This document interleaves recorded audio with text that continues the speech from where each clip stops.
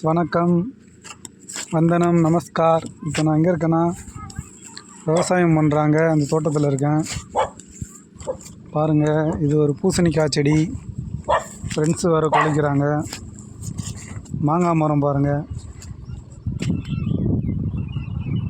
மாங்காய் கீழேயே தொங்குது பாருங்கள். நல்லா இருக்கா? ஃப்ரெண்ட்ஸு வேறு காவல் விட்டுருக்காங்க, அது குலைக்குது.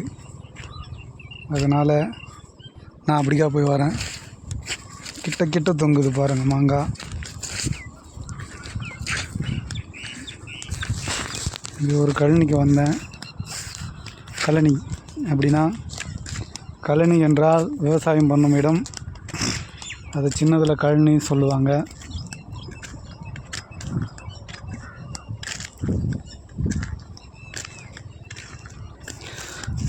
கழனி, பில்லு எல்லாம், மாடு எல்லாம் இருக்கும்.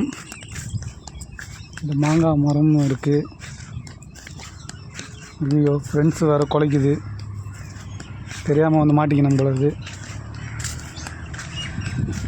பெருகுதா ஃப்ரெண்ட்ஸ் மாங்காய்? எவ்வளோ கிட்ட இருக்குது பாருங்கள். தோட்டத்துக்காரங்க பார்த்தாங்கன்னா தோலை உரிச்சிருவாங்க.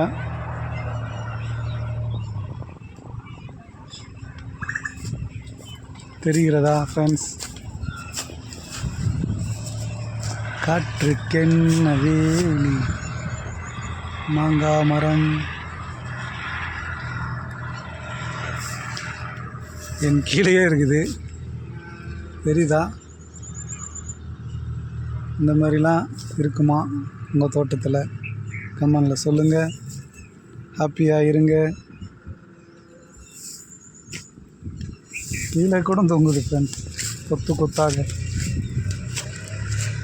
தெரிகிறதா? மாங்காய்கள், கனிகள், மாம்பழம். யார் யாருக்கு மாம்பழம் பிடிக்கும் ஒரு லைக் போடுங்க, கமெண்டில் சொல்லுங்கள். இதெல்லாம் பார்த்தால் சாப்பிடணும் போல் இருக்குது. ஆனால் தோட்டத்துக்காரங்க வந்தாங்கன்னா என்ன தோலை உரிச்சிருவாங்க. தோட்டத்து மாங்காய் அப்படின்னா என்ன அர்த்தம் தெரியும்? சின்ன வயசில் தெரியாமல் பிரித்து சாப்பிடுவோம். அதுதான் இந்த மாங்காய் மரம். பார்த்துக்குங்கள். நல்லா இருக்கிறதா? சின்ன வயசுலலாம் ஸ்கூலுக்கு கட் அடிச்சுட்டு இந்த மாதிரி மாங்காய் வர தான் பிடிப்போம். அது இல்லாமல் ஊருக்கு வந்தால் இவ்வளோ பெரிய சைஸில் இருக்கும் மாங்காய், கையோடு பெருசாக இருக்கும். அது என்ன பண்ணுவோம், சின்னதில் எங்கள் சித்தி வீட்டுக்கு போவோம், அங்கே இருக்கும் அந்தமாரி மாங்காய். அந்த இடத்துல என்ன பண்ணுவோம், பையில் பிச்சு போட்டுன்னு குடுகுடுன்னு ஓடிடுவோம். பின்னாடியே தெத்தின்னு ஓடியாருவாங்க, துண்டாக காணும் துணியாக காணும் ஓடுவோம். அந்த மாதிரி ஓடி இருக்கோம். அந்த ஞாபகம் வருது. சின்ன வயசு. அது இவ்வளோ பெரிய மாங்காவாக இருக்கும். இப்போ இது சின்னதாக இருக்குது. அது பேர் ஒட்டு மாங்கான்னு சொல்லுவாங்க. இது என்ன மாங்காய் நீங்களே சொல்லுங்கள் கமெண்டில் தெரிஞ்சால். நல்லா இருக்குது. இந்த மாதிரி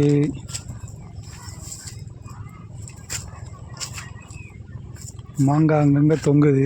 பிரிக்கணும்னு ஆசை. பிச்சா உதைப்பாங்க, அதனால் நான் பிரிக்கலை, பார்க்க மட்டும் செய்கிறேன். பாருங்கள்.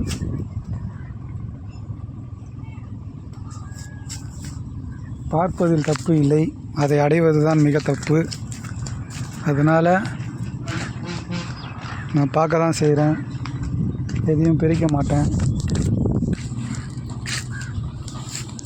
தெரிகிறதா? இங்கே வேறு எதனா இருக்க போகுது பாருங்கள்.